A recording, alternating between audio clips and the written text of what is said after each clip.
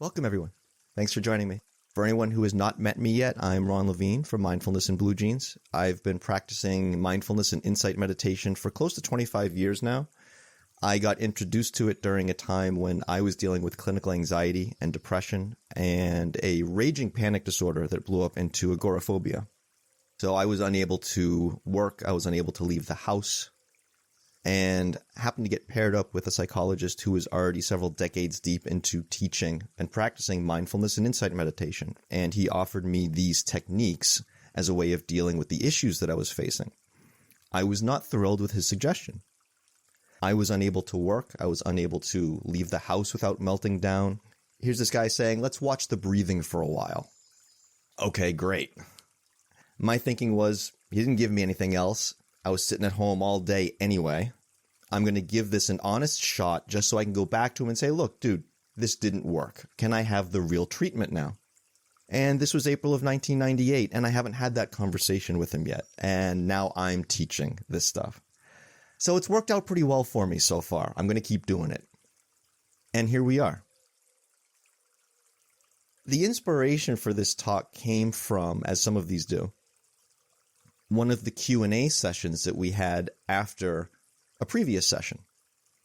It was after one of our sittings where I, as I often do, invited people to come back to their breathing if they had lost it.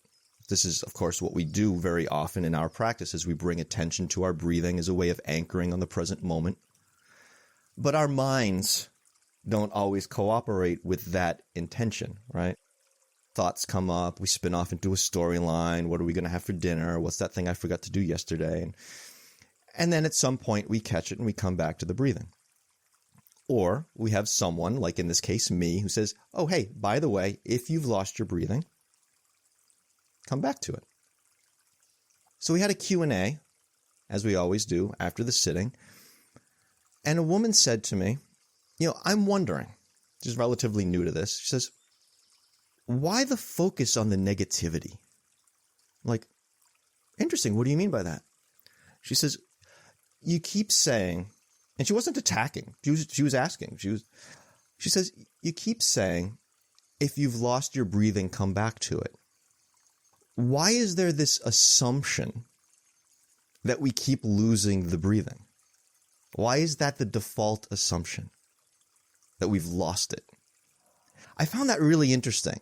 Because when I present that cue, I don't think of it in a negative sense, which doesn't mean there's anything wrong that she took it that way. It was interesting to me that she did, and I'm glad that she raised the question. And it made me think of some of the things that I hear around Buddhist practices, particularly some of the misconceptions that come up around it. For example, I remember reading at one point about someone who had gone to visit a Buddhist monastery and was very surprised to find the monks there smiling, cheerful, playful. They were going there expecting misery. These very forlorn people just, dealing with suffering, right? Because that's what the Buddha taught about, was suffering, right? There's this quote. I suppose if anybody's words have been around for 2,500 years, they're going to get misquoted sometimes. And there's this classic misquote of the Buddha's teachings where supposedly he said, life is suffering. Oof, man, life is suffering. To the best of our knowledge, Buddha never said life is suffering.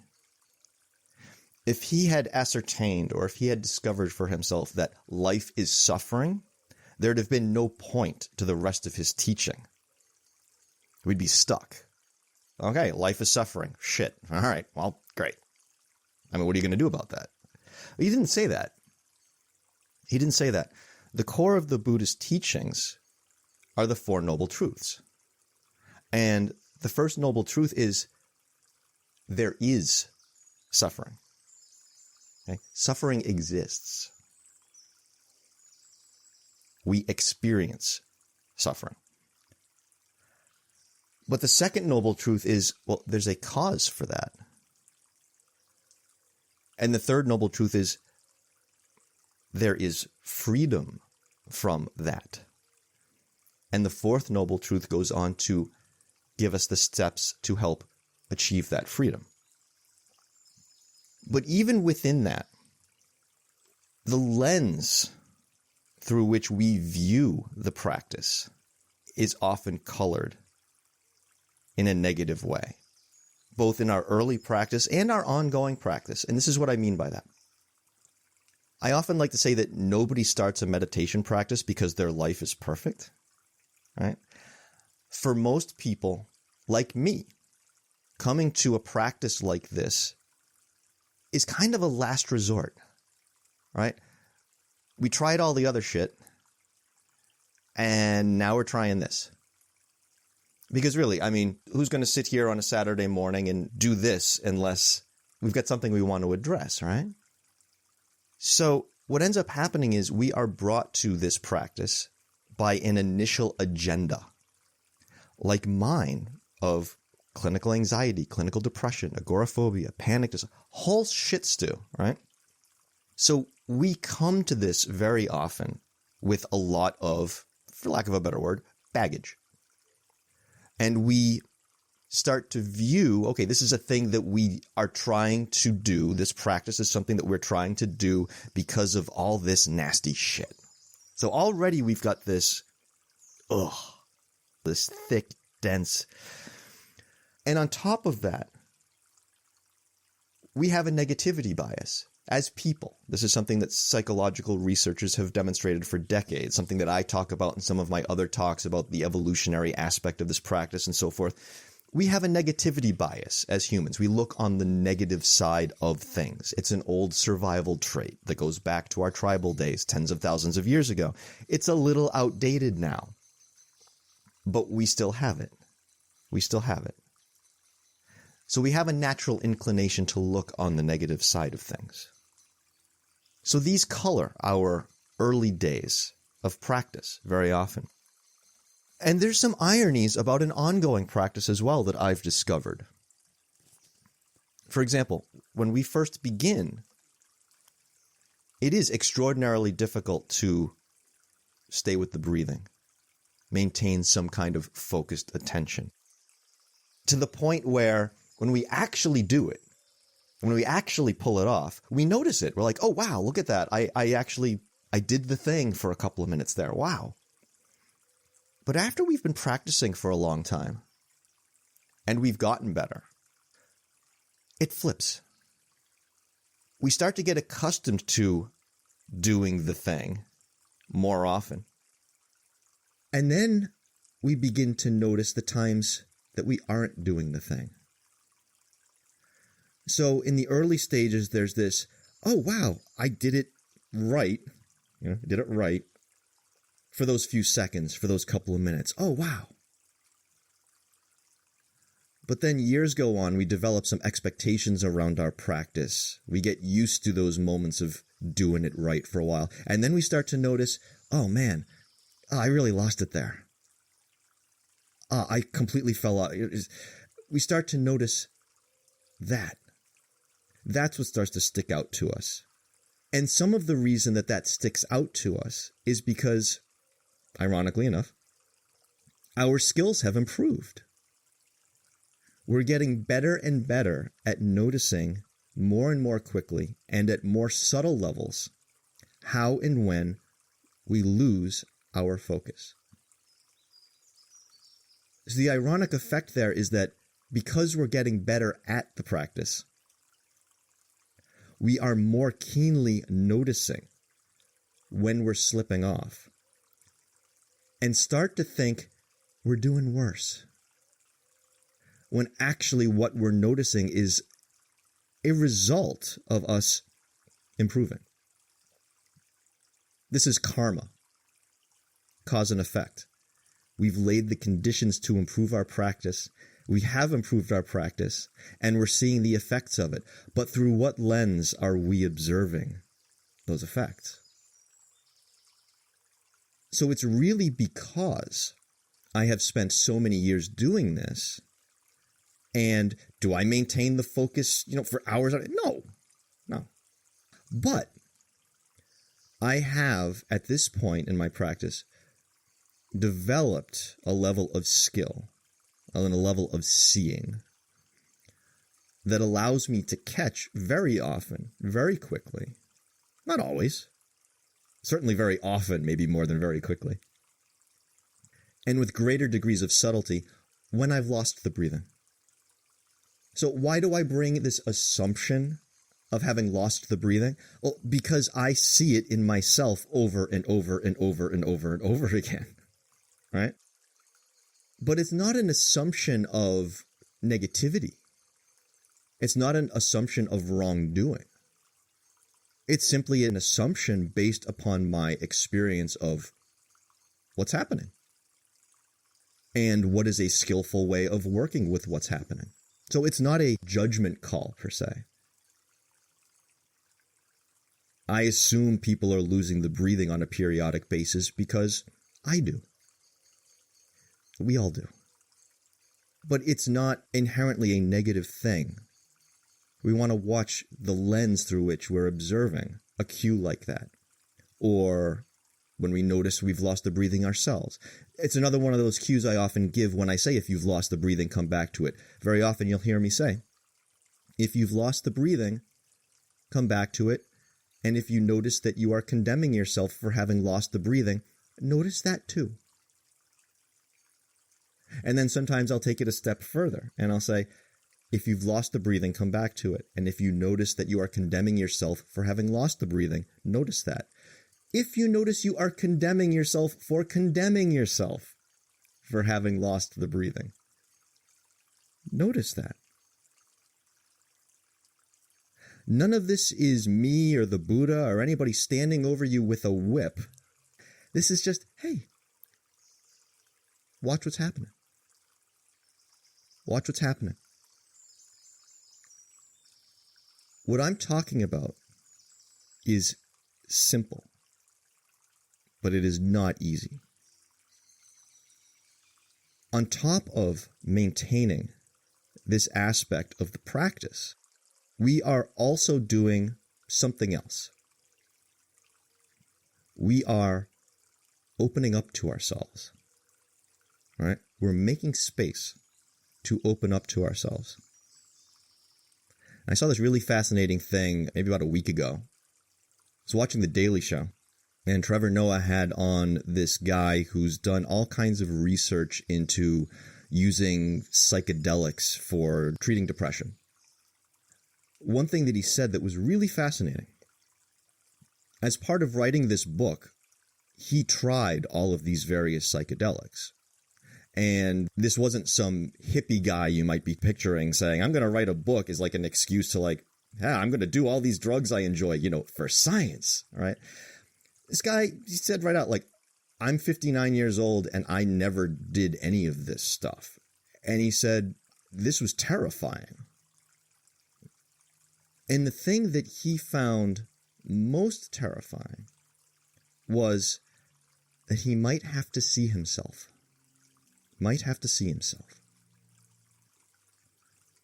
So all of this to say this. Sometimes we have a tendency to focus on negativity. In this practice, we might focus on suffering. Suffering. One of the reasons I enjoy reading the work from Thanissaro Bhikkhu, who instead uses the word stress. It's a little more relatable, I think, but suffering, right? But we're not focusing on these things for their own sake. I talked a moment ago about the Buddha's Four Noble Truths, and they're called noble. This is a noble endeavor because we are engaging in a practice with the intention of reducing our suffering. Not just for ourselves, but so that we do not put more suffering out into a world that doesn't need any more right now through our own thoughts and speech and actions that are coming from a place of suffering.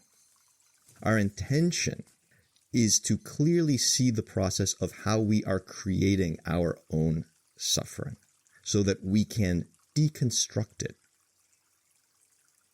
which does involve opening up to ourselves, knowing that what we find isn't always going to be pleasant. So why did I call today's topic, You've Got Some Nerve? Well, you've got some nerve because it takes a hell of a lot just to acknowledge that we are creating our own suffering. Not pain. Pain's that thing we don't have a choice about. Suffering arises when we deal with pain in an unskillful way. Pain, don't have a choice. Suffering, there's choice. That's on us. So it takes a fair amount of nerve just to acknowledge that we are creating our own suffering, let alone to open up to it. Open up to our active role in our experience so that we can improve it. So I really want to, before I go on, I really want to take a moment to acknowledge what you're doing here. Very often at the beginning and end of these sessions, I say, thank you for joining me. And I mean it. I love having you join me. But not quite as much as I love that you are showing up for yourself. Not everybody does this. Some of us come to this kicking and screaming, right? Last time we met, I talked a little bit about this practice being kind of a 3 steps forward, 2 steps back affair a lot of the time. It's also often a this is going to get worse before it gets better affair.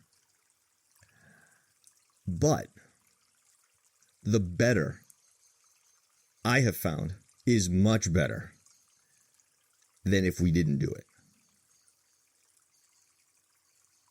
So I often like to give examples from my own experience about this, and one of the ones I give most often is what I call my Harvard Square story.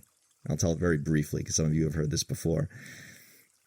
Back when I was seeing the psychologist who got me started on this practice, he said to me one day while I was still agoraphobic, fully agoraphobic, says, if you wanted to go do something right now, what would you do? Like if you could do anything. I said, I'd probably go hang out in Harvard Square. It was the 90s. Harvard Square was still a little cool. He says, well, why don't you go to Harvard Square? I said, well, I'd have a panic attack. He says, understood. Not minimizing that. Very uncomfortable, scary experience. But then what? What then what? I just told panic attack. Hello? Like, understand. But then what? And he shut up.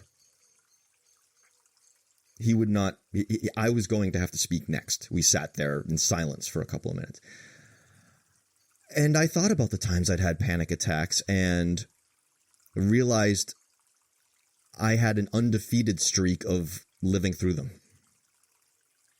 And I was forced to say to him, yeah, well, and then what? At some point it would have to end. And he said, well, yeah.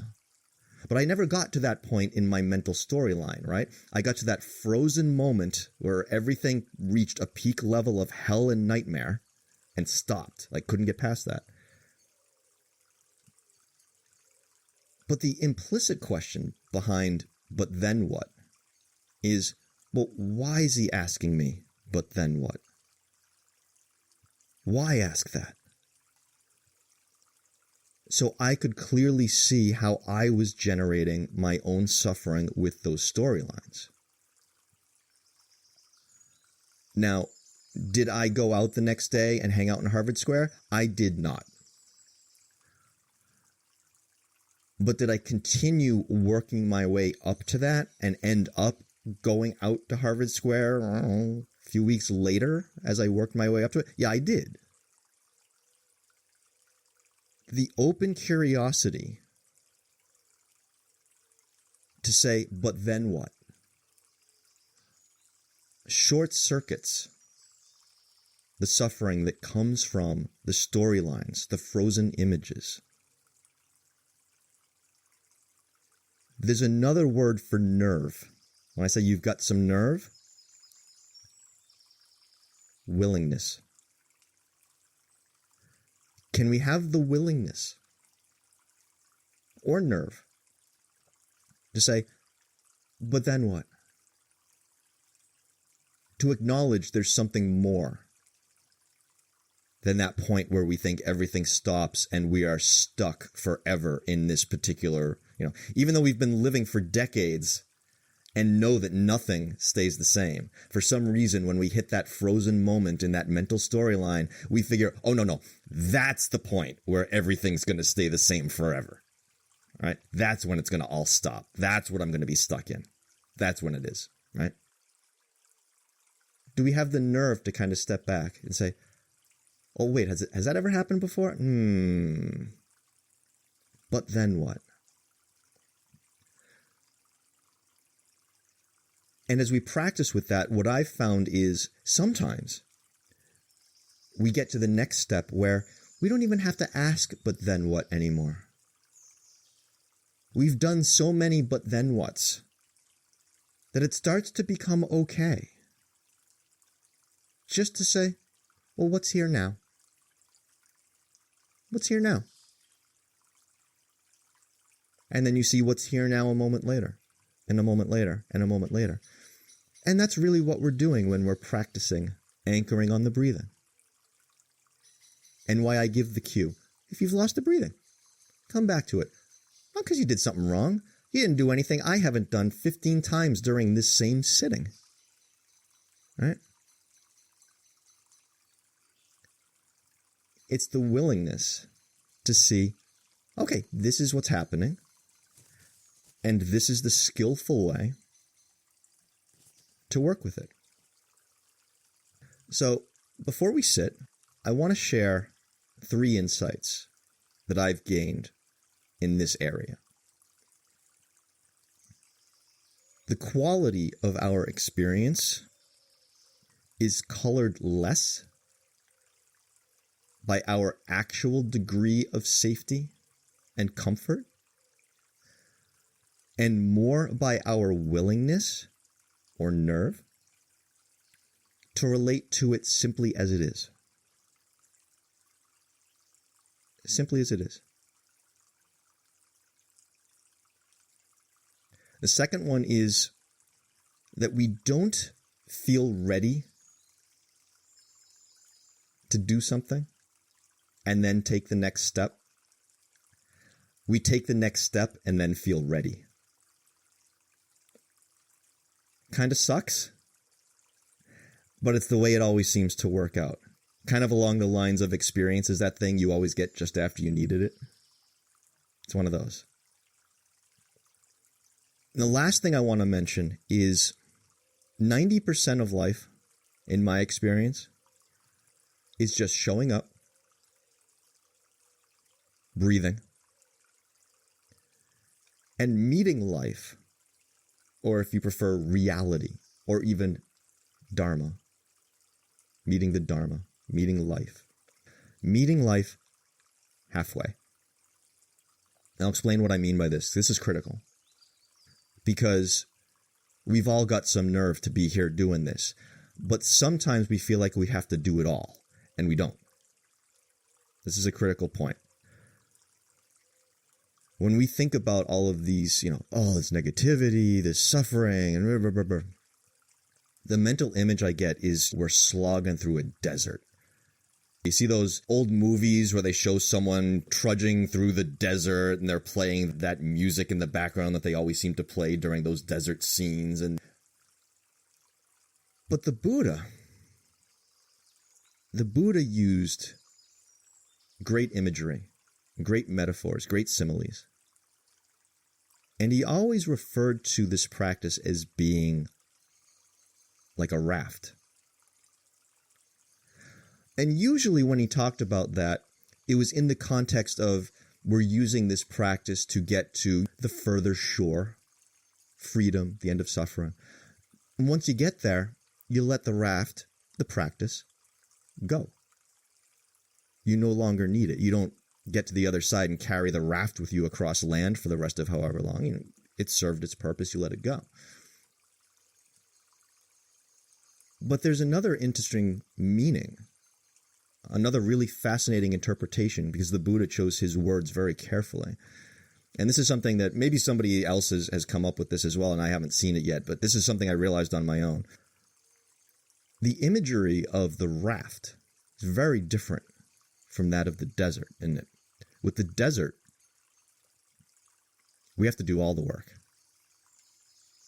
We're trudging through, thirsty, dying, right? You're on a raft. We're not doing all the work. We may be guiding the raft, but there are all kinds of causes and conditions that are playing out underneath us, right? The water's moving us. We don't have to do all the work. So we're guiding, setting causes and conditions, but there are also effects happening out of our control. The example I always like to give is of planting something. You can plant the seeds, you could put them in the right soil, you can put them under the sun, you can water the thing. You can't make the damn thing grow. At some point, you have to step back after setting all the conditions and let the effects play out. And then based on the effects, you figure out what to do next. And it becomes this interplay of causes and effects and putting forth skillful effort and then stepping back and letting it play out, and then new effort based on what played out, and so forth. So we really can simply meet life halfway, because we're going to put certain things out there and life's going to hand certain things back. And we don't always get to say what or when. And what we should do next that is skillful is going to depend upon what we get back. So it's a dance. It's a dance. We might be leading, we might be guiding. We're not doing all the work. And even that in itself is scary, isn't it? We don't like that. So the last question I'll leave with as we begin our practice: do we have the nerve? Do we have the willingness to meet life halfway? Not just to go halfway to meet life, but then at the halfway point to stop. To stop. Here I am. Here's what I brought. Here are my causes and conditions as skillfully as I could do them. Let's see what you do with this and bring back. It's not up to me. And then when those things come back, okay, this is what I got back. So here's what I should probably do next, and see how that plays out. Takes a lot of nerve.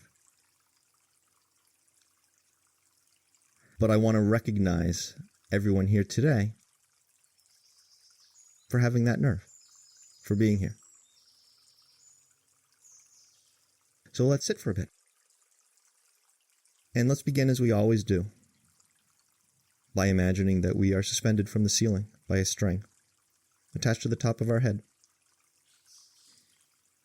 It's a cue to sit up straight without adding any extra tension. And if you do have tension someplace in your body right now, that's fine. That is what life might just be bringing to you right now. It may also be something you're bringing to life. It could go either way, couldn't it? But either way, we're meeting it halfway, meaning we're seeing what's here.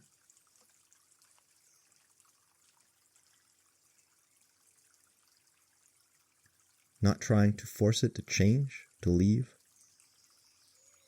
And if you don't have any tension, Great, you don't have any tension. Having tension, not having tension, in this moment, one is not better than the other. What matters is the seeing. What is here right now?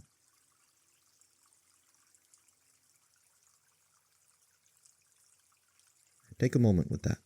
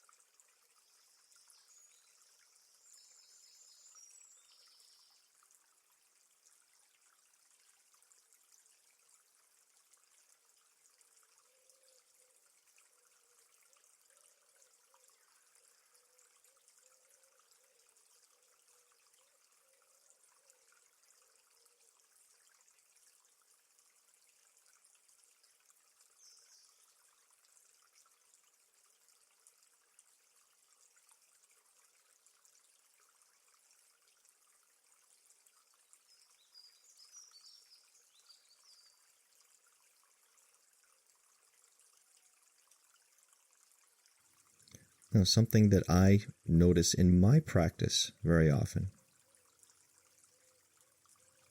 that when I'm sitting,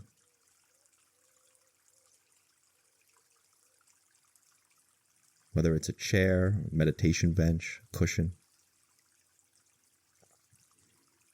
as I get settled, I'll begin to notice I'm clenching my legs a little bit.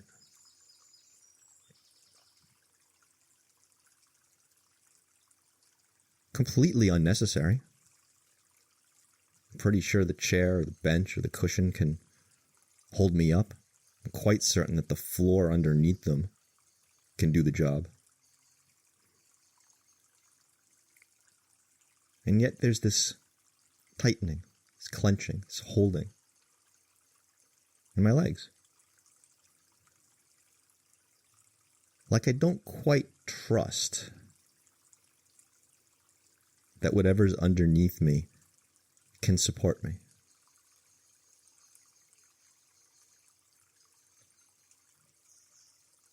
Can we have the nerve, the willingness to trust what's underneath us, maybe literally, maybe figuratively? What's underneath us to support us?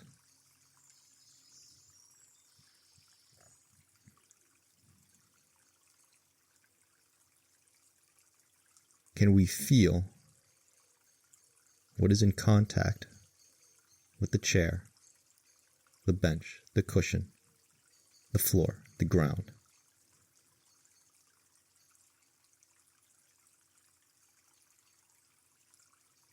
Can we notice the sensations of that contact?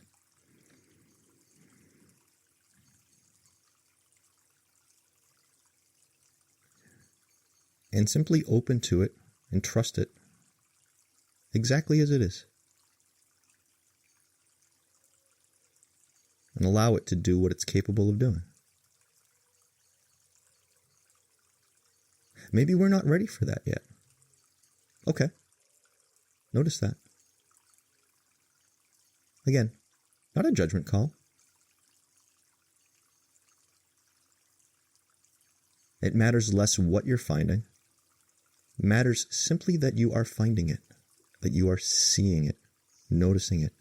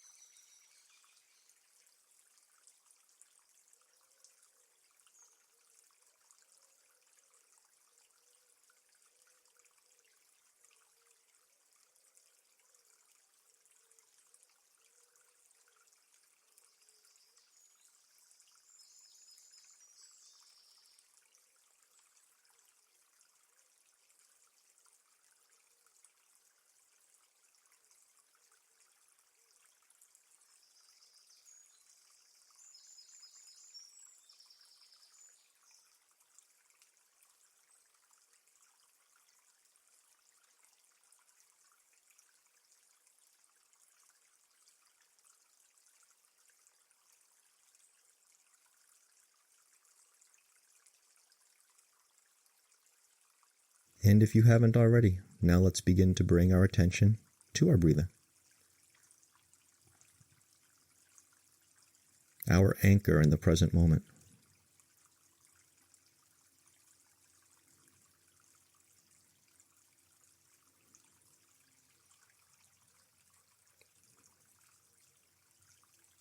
In this practice, what I teach,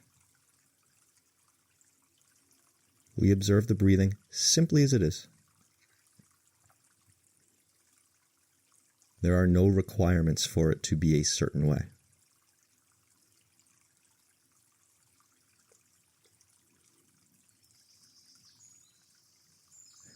When I first started practicing, that scared the hell out of me. I was very used to controlling my breathing very deliberately as a way of trying to prevent panic attacks. The thought of letting my breath run amok was terrifying.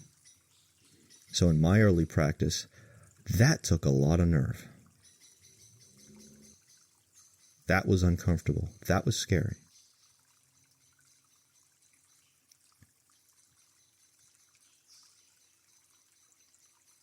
But that was this is going to get worse before it gets better. It was one of those.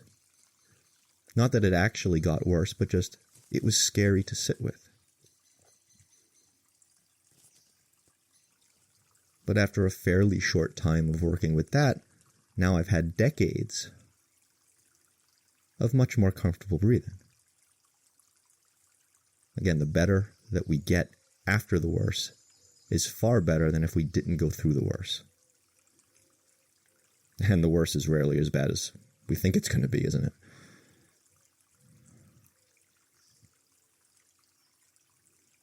But for right now,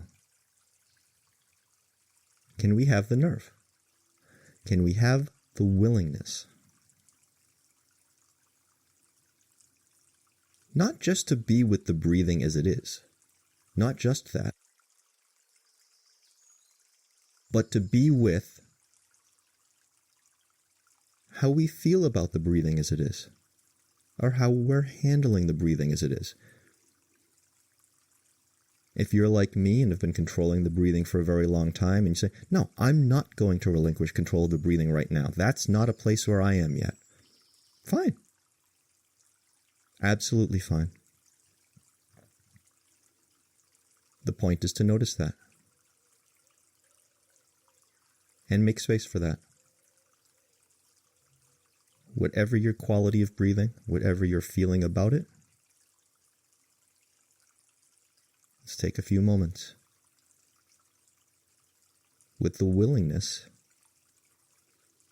to be with it as it is. And even if you're not willing to do that, that's fine. Be with that unwillingness.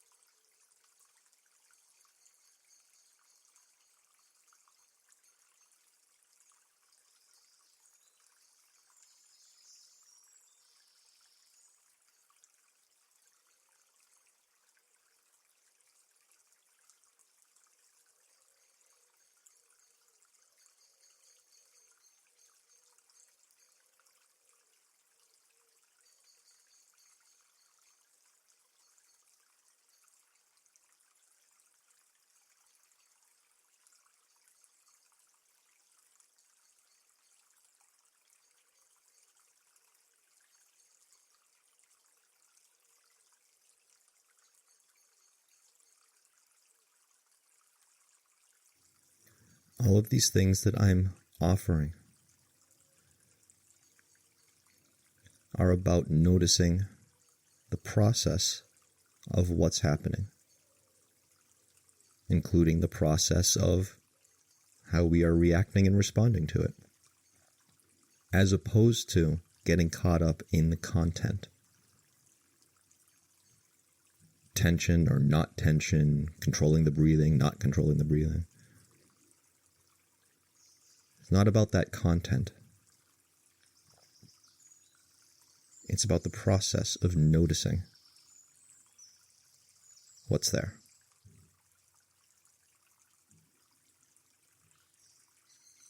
Can we have the willingness to open up to ourselves, to life, to reality, to the Dharma, to simple cause and effect, and sometimes not simple causes, sometimes complex cause and effect, right? We can't always see the A to B relationship. That's why it's very difficult sometimes. Can we open to all that? Do we have the willingness to engage in that give and take dance I was talking about? To show up, to breathe, to meet halfway.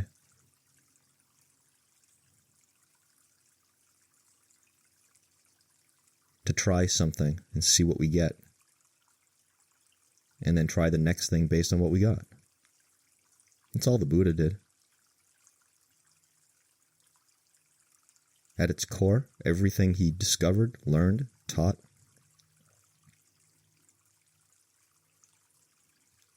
came from that kind of experimentation, discernment, building a skill.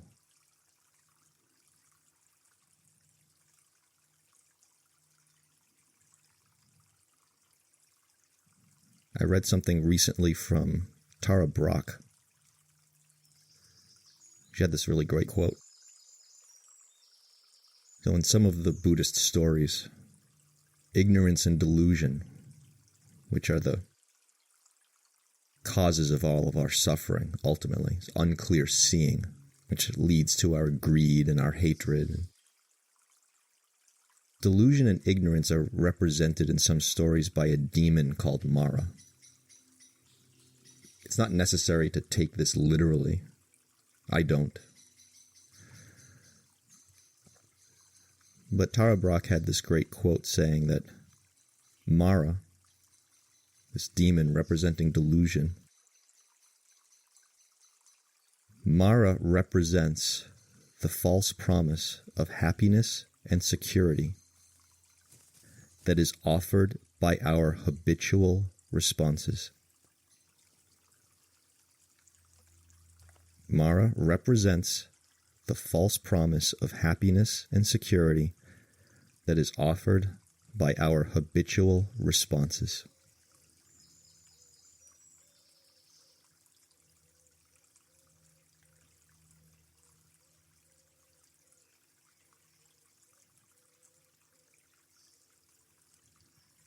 And the Buddha found what he found by testing those. And that took a lot of nerve.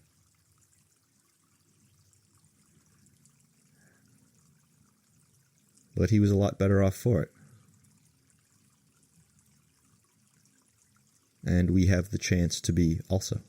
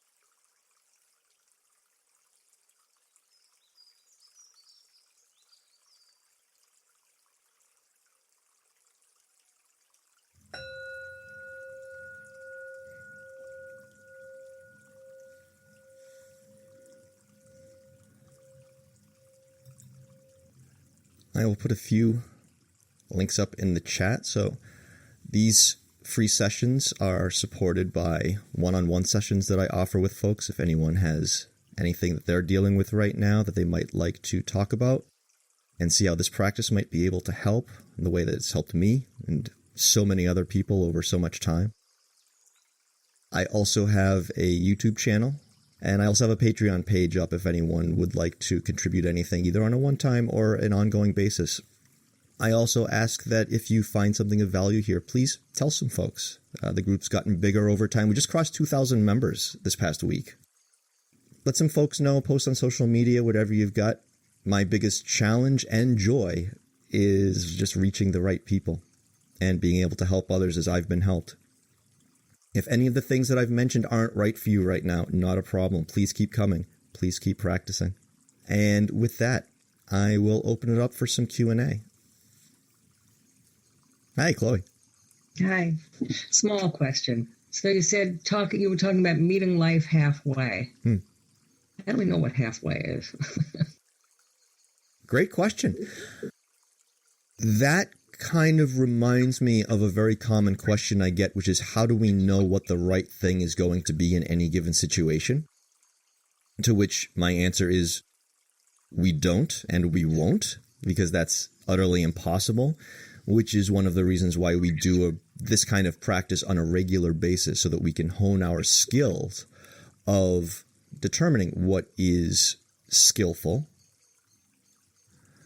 both for us and the world, so that when unexpected things arise, we will much more easily, much more quickly be able to respond appropriately. This is kind of that, and also kind of what I was talking about with the dance. There's never going to be a rule book saying, okay, this is the halfway point, and what is the halfway point for you in a given situation isn't necessarily going to be the halfway point for somebody else. And what the halfway point is for you in a given situation may be different than for you in the same situation at a different time. It's really a matter of that experimentation. Okay, let me do this and see what I get. And then based on what I got, oh, okay, let's even make it a little more concrete. It might be a little more helpful. If it's something with a relationship with another person and there's some sort of conflict over a certain thing, and it's like, okay, I'm going to try to meet halfway. It's like, okay, we can put ourselves out there a little bit, say, okay, I'm willing to do X as a compromise, and we see what we get.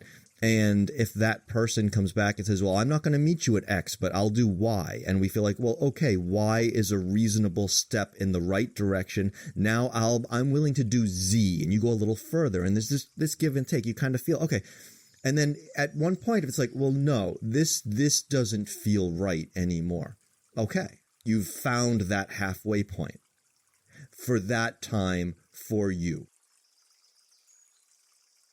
It's like anything else. It's not static. It's a moving target. And we need to engage in the ongoing practice. This is a lifelong thing. We always have to do it because life is always changing. Even if we never changed, which of course we are, and thank goodness for it. That's the whole point of the Buddha's teaching, is that we have the ability to change. Let's do it skillfully. Even if we could not change or did not change, these parameters would still change because the world is changing. But we are changing with the world, so it's always in flux. The only one who can answer for you what is halfway is you. So it's really going to require that checking in, that experimentation, that discernment. Okay, here's what I did. Here's what I got. What's the right thing to do next? Okay, let me try that. And here's what I got from that. Okay, so now what's next? Oh, it's no longer right. I'm out. See ya. Okay. All right. Does that help? It does. Is there a time when You scrap that and say, I want to go the whole way? That's a good question. That's really for you to decide. This is all kind of shorthand, isn't it? I say meet halfway. I mean, we're never going to say, okay. And the Buddha, of course, always talks about the middle path, which sometimes we can think of as moderation. And there's that classic phrase, everything in moderation, including moderation, right? Here's what I would say. And this is an answer to both questions in a way. And is really, in a sense, the answer to every question in this practice. It's the bottom line question that we always are asking ourselves in this practice. Am I increasing or decreasing my suffering right now? Theoretically, if you can do something that you consider to be going the whole way in a certain scenario, and it is something that is not causing you suffering and is perhaps helping somebody else, I don't see why not. I don't see why not. The Buddha only taught one thing. How do we end our own suffering? So if you're presenting a scenario that does not cause suffering for yourself or others, I'm hard-pressed to find a reason to vote against it. Does that help? Not 100%. Okay. Because I think it does take discernment. So a lot of reflection. And, is suffering, I guess, I don't want to take up everyone's time. No, not all. Although I do. Gary, did you want to jump in? It looked like you were raising. Well, I just wanted to make a comment on that to add to the discussion. Please. I think what happens is we get hung up on language because that's how we formulate the conception of what we want to do. If you reframed your thought process, Chloe, and said, I will reach out, I will investigate what it takes to initiate the process. If you get hung up, it's like one of those foot-long sandwiches. I got to eat half of this? I can't even eat a quarter of this, okay? So you do what you can, the best you can. So I hope that's a little bit easier to reframe, and then it doesn't become so arduous. My question, and I did have a question if you want to move on. Can you elaborate a little bit more for the folks? And I have some sense here, so I'm speaking more out of some knowledge about negative bias and how that it's a survival mechanism, but the brain does not differentiate between physical survival and psychological survival, and that plays into you being fearful and not reaching out for that investigation process. Can you speak a little bit more to that, Ron? Thank you. Sure, thanks. Yeah, and thank you for. I like what you said about Chloe's question as well. That reframing and the language is a huge one. This is one that I think I mentioned maybe 1 or 2 sessions ago. It's one of my favorite topics and aspects of this is our human condition and why we are the way we are. We seem very broken. And the conclusion I've come to as to why we seem so broken is because we simply haven't adapted to the changes that we have made in the world today. So our ancestors were worried about surviving the saber-toothed tiger and deadly weather patterns and a lack of food, right? Most of us here today, let's probably don't top the list of our primary concerns. We've built a world for ourselves that is extraordinary. I mean, fuck's sake, we're here on Zoom. Like, what? So our subconscious minds and bodies haven't had a chance to catch up to these realities that we have generated, that we now live in, these minds and bodies still think we're on the African savannah. So the negativity bias was a necessary survival trait. I often like to say that the people who survived back then were the ones who were never satisfied, worried the most, were the most anxious, were always looking for the next threat. They were the ones who survived and propagated. And if you take that through the generations, well, who are we? Well, we are the product of the most anxious people who ever lived. But because our minds and bodies have not caught up to the fact that we are not threatened by a saber-toothed tiger around every corner, our fight or flight response is still essentially the same as it always was, even though the threats that we face today are not. Which is why I could go into a full-blown panic attack at the mere thought of going 15 minutes into Harvard Square. Right? What's the threat there? Well, I mean, the threat that I perceived was that I would have a panic attack, which was incredibly horrifying. So the threat was of the threat. The fear was of the fear. You know? And, well, how are you going to escape that? Well, you're going to have to see that that's the process, that not just the process that is happening. I had to see that was the process I was generating. I was perpetuating. It's not happening on its own. It feels like it's happening on its own because it becomes so habitual. Going back to that Tara Brach quote, that was the habit I had formed. So we do still have this negativity bias because it's what allowed us to be here today as a species.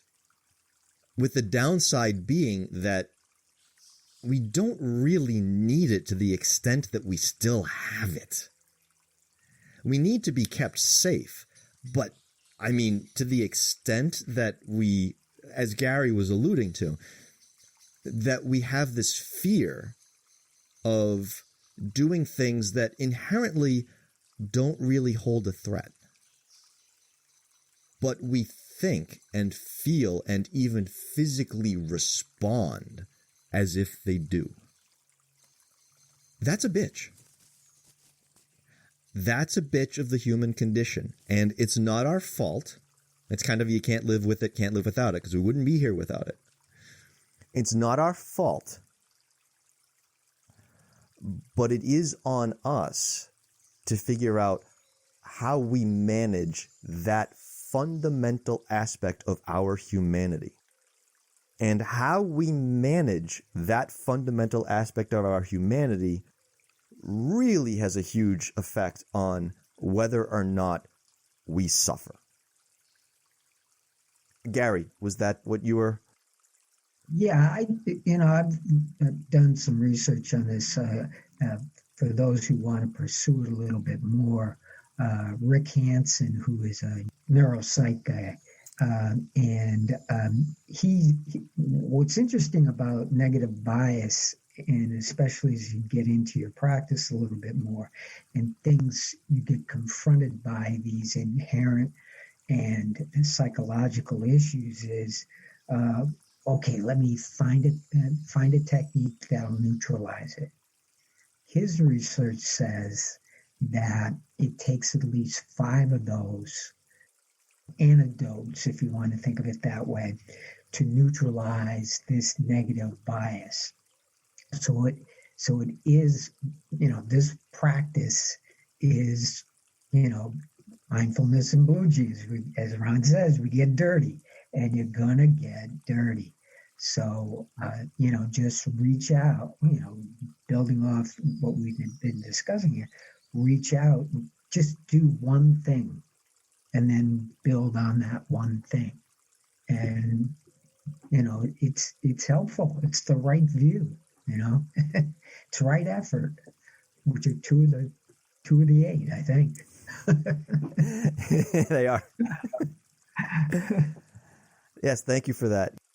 One of my old yoga teachers used to, and I don't think she made this up either, but she's the one I always heard it from, had this phrase, do something, not nothing. And along those lines, one of the things I talk about sometimes when I first started, when I first crashed back in 98 and had to start figuring out how the hell am I going to get out of the house again, I started with just a walk around the block. And that's all I could do for a while. And my feeling at that point was just how hopeless that really was. I'm like, well, geez, I want to be able to work again. I want to be able to go out and do things again. How is a walk around the block going to help any of this? Like, this is just such a drop in the ocean. This is nothing. Like, this, it just felt hopeless. And I thought to myself, well, look, consider the alternative.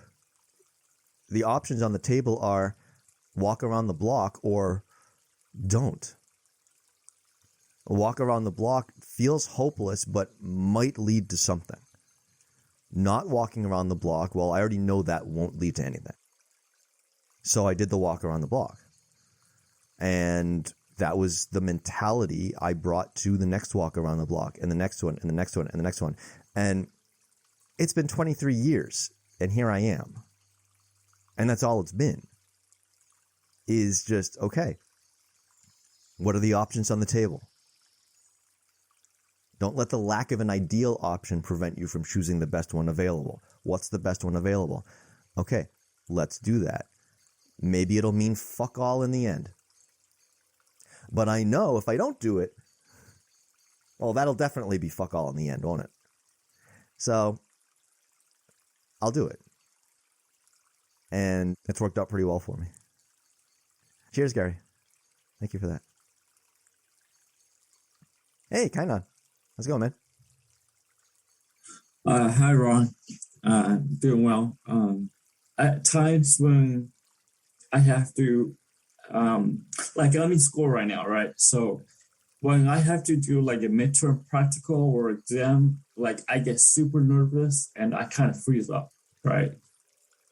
But like I don't feel any anxiety like days before or even the morning of, like driving to school. It's just like that point, like 10 minutes before when I know I have to do it, you know. But like I know there's nothing to be afraid of because, you know, I'm not in danger or whatnot, but I perceive like there's danger, right? And afterwards, you know, I see how nervous I was, and I'm like, oh gosh, why did I have to be that nervous? There's nothing to be nervous about. So I don't know. Like it's been, I've been in school for some time now, and I feel like that reaction, that habitual reaction, is still heavy on me.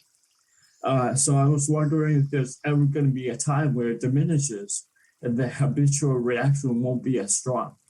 You know, in your practice, I know you mentioned it before. How you were able to go out to Harvard and be okay with it, right? I was wondering, like, how long did that take, or, you know, did it diminish, or how were you able to manage that, you know? I'll take the second one first because it's shorter. I don't remember at this point. It was so long ago. I just remember doing a walk around the block and then 2 blocks and then 3 blocks and starting to drive again and driving short distances and just kind of worked my way up to it. And I mean, the first time I made it back to Harvard Square, it was probably a couple of months. I mean, I crashed in April of 98 and I probably made it to the first trip back to Harvard Square probably in maybe July. Probably. And then, of course, you know, that became, okay, this is my farthest, and now I'm going to do this a bunch of times. And then I would do like the whatever came next. And it was probably a few months.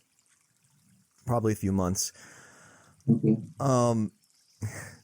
The reason I'm smiling and chuckling a bit about your school question, and you may find this incredibly depressing. I'm going to share my experience, but I graduated from college 1996. I still have the exam nightmares. My most recent exam nightmare, I shit you not, was last night. I still have them. About 7 hours ago, I was having the one where I didn't go to math class all semester, and now it's 2 weeks before the final, and I'm trying to find the professor to go ask him to be, and if I don't pass this class, I'm going to not graduate on time and have to do an extra semester and explain that to my parents. The whole shooting match. Last night. I don't have them every night, but they still pop up. Here's one of the funny things about this practice. It's one of the many paradoxes in this practice, if not life in general, which is, if you think about the way you were phrasing your original question, saying, well, why do I feel this way, and how do I not feel? It's really what you're asking is, how do I not feel this? Really well, yeah, because I know it's a normal, because we were talking about our ancestors and anxiety and whatnot, and that makes a lot of sense, right? But as you were saying, this is a different time, right? And we haven't adapted to it yet. So my question is, will we ever, Oh, I see. I thought you meant on an individual basis. You mean as a species basis? That's a fascinating. I couldn't begin to speculate on that. I think that if we haven't done it yet, I can't imagine how long it's going to take to happen. But I'm trying to answer this in a way that it's at least somewhat germane to the topic, because I could totally go off on a riff that really wouldn't be applicable here. But let me put it this way. I think, and this is germane to our practice, to put it in a Buddhist karmic practice-based context, if we were to ever, and I don't know that it's possible, it's so deeply baked into our DNA, but theoretically speaking, if we were ever going to get to a point where as a species we were able to jettison, if you will, this over-reliance, because we still have to have some sense of safety and what's dangerous and so forth, but if we were to find a way to release this over-reliance on threat that is no longer applicable, that results in this negativity bias that is out of alignment with reality, the way to do so would be through this practice. Seeing clearly, okay, this is what's here, and it helps to know where it's from. We have some theories like what I've talked about where it's from, but here's what's here. And here is my role in increasing or decreasing it, because we spend most of our time increasing it. So when you say to me, well, do you think there's ever a time that we'll finally, for lack of a better term, outgrow this? Well, that's up to us, isn't it? That's up to us. That's going to depend upon how we handle it, because that's the way evolution largely works, right? What gets done, what survives, is what procreates. I just saw this really interesting thing. I'm not even sure. This might have actually been on The Daily Show too. I don't remember. This thing about elephant tusks, how there are a certain breed of elephant that is starting to, it's particularly, I think, the females. I'm not talking about elephant anatomy. Maybe only the females have tusks. I don't even know. I'm not an elephant guy. They're cool. I don't know anything about them. But some elephants are starting to be born without tusks, ones that normally had tusks. And the reason for that, and I sorted out immediately when they said this, what the reason was, and then they confirmed it for me, because this is the way I think about, all the evolutionary stuff. I was like, oh, because poachers are killing the elephants that have the tusks, and the ones that don't have them survive, and then they procreate, and then they don't have that, which is exactly what it ended up being, and it made perfect sense. We set these causes and conditions, and you see the effects. So if we want the effect of release, freedom from this over-reliance on negativity and so forth, as a species, as well as on an individual level, well, we have to engage in this practice or something like it, don't we? So that we are seeing clearly this process, how we are engaging in it, how we are very often making it worse, and reverse that, deconstruct that. In a sense, you could almost call them our tusks. These are our tusks. And if we're going to continue, I can really drive a metaphor home, can't I? These are our tusks. And if we're going to continue to shine these tusks and sharpen these tusks and like, hey, everybody, look at my tusk, well, we're going to keep growing them, aren't we? And our offspring are going to go, oh, look at my tusks, Well, you want to get rid of these things that are actually weighing us down and getting in the way? Stop shining the damn things. Stop sharpening the damn things. Could we theoretically do it? Maybe. But not without some work, not without what the Buddha would call right effort, right seeing, like Gary was saying a moment ago. That was a great question. Yeah, thank you. Yeah. Cheers, man. Thank you, Ron. Yeah. That's a great analogy. Thank you. Thank you. Yeah, I don't know where that came from. When I started this an hour and a half ago, I did not think I'd end up talking about elephant tusks and how they relate to Buddhist practice. This was definitely a surprise ending to the journey for me today. But cheers. Thank you for that. But yeah, I will wrap it up there. And as always, if you'd like to reach out in the meantime, please do. You've got my links there. Great questions today. It's great having you. And again, thank you for showing up for yourself. You've all got a little nerve, and I see that. And we'll see you on a couple of weeks. Thank you, Ron. Cheers, everybody. Okay. Thanks, Ron. Thank you. Be well. Take care. Thank you.